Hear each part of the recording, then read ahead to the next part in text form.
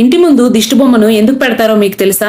దేవాలయాల విగ్రహాల వెనుక ఇంకా ఇంటి ముందు ఇలాంటి వింత ఆకారాన్ని చూస్తూ ఉంటాం. దీని వెనుక ఒక పెద్ద పురాణ కథ ఉంది. పూర్వం జలంధరుడు అనే రాక్షసుడు బ్రహ్మదేవుడి దగ్గర తిరుగులేని వరాన్ని పొంది దేవతల మీద ఆధిపత్యం చేస్తూ విర్రవీగుతూ ఉండేవాడు. ఒకసారి నారదముని జలంధరుడి దగ్గరకు వచ్చి, ఈ దగ్గర అన్ని సంపదలు ఉన్నా అన్నింటికన్నా అతి సుందరమైన పార్వతీదేవి మాత్రం ఆ శివుడి దగ్గరే ఉండిపోయింది అనేసరికి జలంధరుడు పార్వతీదేవి మీద వ్యామోహాన్ని పెంచుకున్నాడు. వెంటనే తన దూత అయిన రాహువును పంపి పార్వతీదేవిని తీసుకురమ్మన్నాడు. రాహువు ఈ విషయాన్ని శివుడితో చెప్పగా శివుడు ఆవేశంతో రగిలిపోయి ఆ ఆవేశం నుండి ఒక విచిత్రమైన ఆకారం పుట్టింది. ఆ రాక్షస ఆకారం వెంటనే అక్కడ ఉన్న రాహువును పట్టుకుని తినేయడానికి ప్రయత్నించాడు. రాహువు శివుడిని ప్రార్థించగా ఆ రాక్షసుడు వెంటనే ఆ రాహువును విడిచిపెట్టాడు. కానీ ఆ కొత్త రాక్షసుడి ఆకలి తీరలేదు. శివుడిని వేడుకోగా శివుడు ఒక విచిత్రమైన పరీక్ష పెట్టాడు. నీ శరీరాన్ని నువ్వే తిను అని చెప్పగా ఆ రాక్షసుడు వెంటనే తినేశాడు. చివరికి ఆ రాక్షసుడి తల మాత్రమే మిగిలింది. ఆ గొప్ప త్యాగానికి సంతోషించి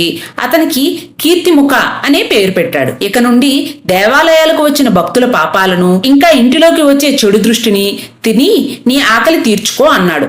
అప్పటి నుండి దేవాలయాల్లో ఇంటి బయట మనం చూసే ఆ భయంకర కీర్తిముఖం భయాన్ని కలిగించడానికి కాదు, అది మన పాపాలని చెడుని భుజించే గొప్ప రక్షకుడి చిహ్నం. అందరూ ఒకసారి కామెంట్స్ లో ఓం నమః శివాయ అని చెప్పండి.